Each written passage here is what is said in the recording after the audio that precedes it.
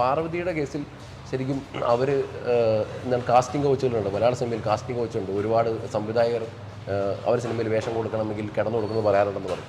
അങ്ങനെ അവർക്ക് പഴയ അനുഭവം ഉണ്ടായിരുന്നെന്നൊക്കെയാണ് ഞാൻ കേട്ടത്. അതിനെക്കുറിച്ച് ഇപ്പോഴും എനിക്ക് വ്യക്തതയില്ല. അതുകൊണ്ടാണ് ഞാൻ പറഞ്ഞത് ഞാൻ ചെയ്തത് തെറ്റാണ്.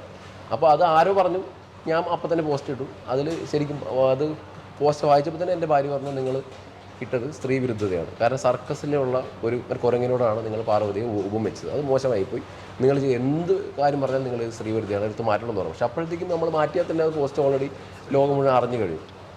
അതിൽ ഞാൻ ഇപ്പോഴും എനിക്ക് വിഷമമുണ്ട്. ഞാൻ പറഞ്ഞതിൽ സ്ത്രീ വിരുദ്ധതയുണ്ട്. അത് ഞാൻ അപ്പം തന്നെ എന്താ പറയുക, അത് മാറ്റണമെന്ന് വിചാരിച്ചു. പക്ഷേ അപ്പോഴത്തേക്കും അവർ അതിൻ്റെ ലെവൽ മാറി പച്ചത്തറി മറ്റേ പറഞ്ഞുകൊണ്ട് അവരുടെ സ്റ്റാൻഡേർഡ് കാണിക്കുകയും അപ്പോൾ പിന്നെ അങ്ങനെ സ്റ്റാൻഡേർഡ് കാണിച്ച ഒരാളത്തിൽ പിന്നെ ഞാൻ ഒരിക്കലും പഴയ പോലെ പെരുമാറേണ്ട ആവശ്യമില്ല. എന്നിട്ട് പോലും എത്രയോ 2 മാസം കഴിഞ്ഞപ്പോൾ ഞാൻ പാർവതി ഫോൺ ചെയ്യുകയുണ്ടായി. അവർ ഫോൺ എടുത്തില്ല. മെസ്സേജ് ഞാൻ അയച്ചു, അതിനൊന്നും റിപ്ലൈ അയച്ചിട്ടില്ല. ഞാൻ എന്നെ സോറി പറഞ്ഞ മെസ്സേജ് അയച്ചിട്ടുണ്ട്.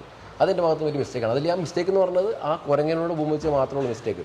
മറ്റതിനോട് എനിക്കിപ്പോഴും യോജിപ്പില്ല. ഒരു സ്ത്രീയുടെ അടുത്ത് ഒരു പുരുഷന് നിങ്ങൾക്കൊരു വേഷം തരാം, എൻ്റെ സിനിമയിൽ അഭിനയിപ്പിക്കാം എന്ന് പറഞ്ഞാൽ അവനെ മോന്തയ്ക്ക് അടിക്കണം എന്ന് തന്നെയാണ് അത് ഈ സിനിമയിൽ വ്യക്തമായിട്ട് ഞങ്ങൾ രണ്ടുപേരും എഴുതി വെച്ച സീനിൽ. മറ്റേ സാറിൻ്റെ അടുത്ത് മരുമളേജുമായി സംസാരിക്കുന്ന ഒരു പ്രൊഡ്യൂസർ മോന്തയ്ക്ക് അടിച്ചിട്ടാണ് അവിടെ ഇറങ്ങിയിരിക്കുന്നത്.